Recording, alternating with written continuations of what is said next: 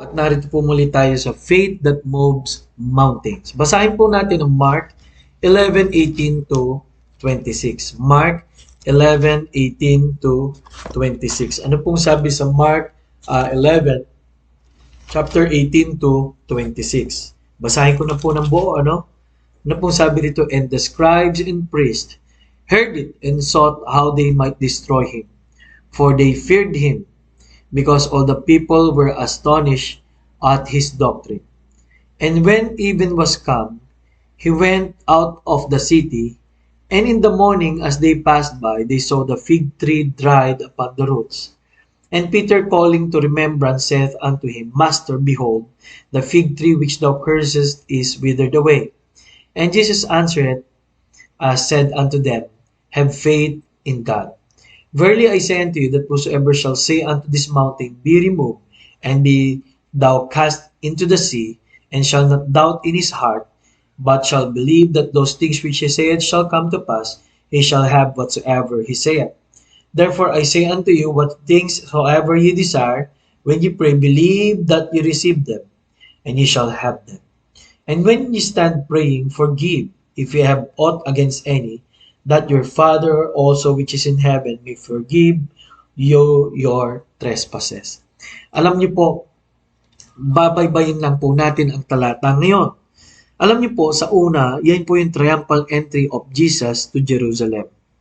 Ano po? Ibig sabihin, yan po yung kinilala siya na talaga siya ang Diyos, ang Mesyas, pero after some time po ay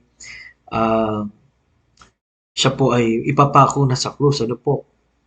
Ito po yung nilagyan siya ng mga dahon, ano po, at naasakay siya sa donkey, ano po. At sabi ng mga tao, Hosanna to the Son of David, no? And kinalala po ang gawa ng Panginoon, ano po. And dito po natin makikita sunod kung paanong kinurse niya yung fig tree, ano po.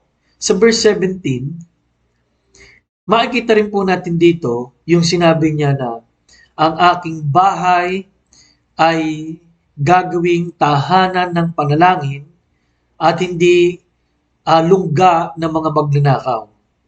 Alam niyo, galit na galit ang Panginoon. Bakit nakita niya? Lahat na lang ng pagtitinda. No?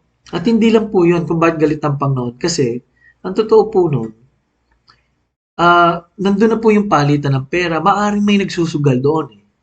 Pangalawa po, binibili na lamang po yung mga sinabi ng Diyos na sana i-prepare nyo katulad ng mga doves, no, na offerings sa temple.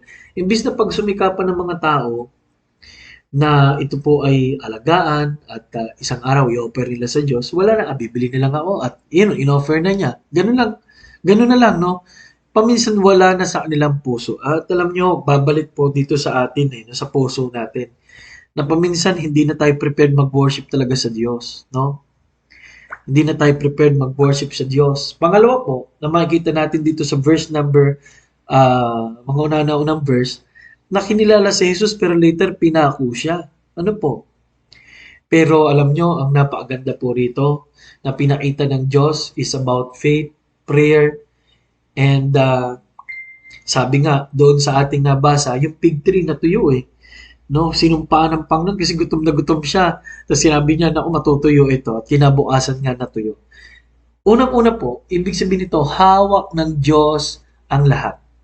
No? Kahit po yung fig tree, kahit anong sabihin niya na yung ba't ginawa niyong bahay na magnaong ang tahanan ng panalangin, no? My house ang tawag pa niya, no? Ibig sabihin, si Jesus po ay Diyos.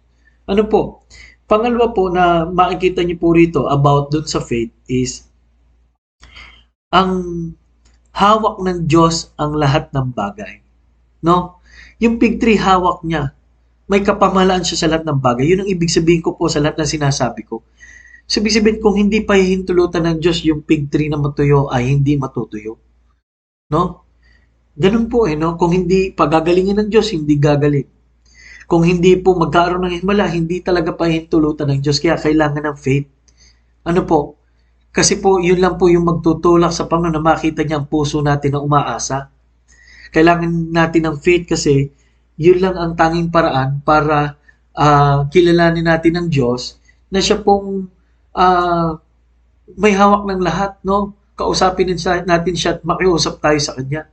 Kailangan natin ng faith para po i-apply natin ang natutunan natin sa salita ng Diyos. So, kung hawak ng Diyos ang lahat, ibig sabihin itong planeta, itong mga pangyayari sa araw-araw, ibig sabihin po mga minamahal, wala pala akong hawak, no? Pangalawa, hindi ako pwedeng magtiwala talaga sa iba.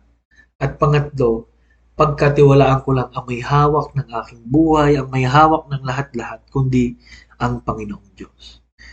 Huwag po natin kakalimutan yan. Hawak ng Diyos ang lahat. Pastor, paano naman yung mga problema ko? Hawak ba yun ng Diyos? Hawak po yun ng Diyos.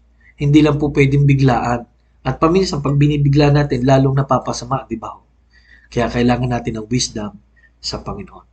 Nawa ho, balkan po natin ang aral sa mga talatang ito. Hawak ng Diyos ang lahat. Maraming salamat po. Ito po si Pastor Paul Borja nagsasabing kailangan natin ng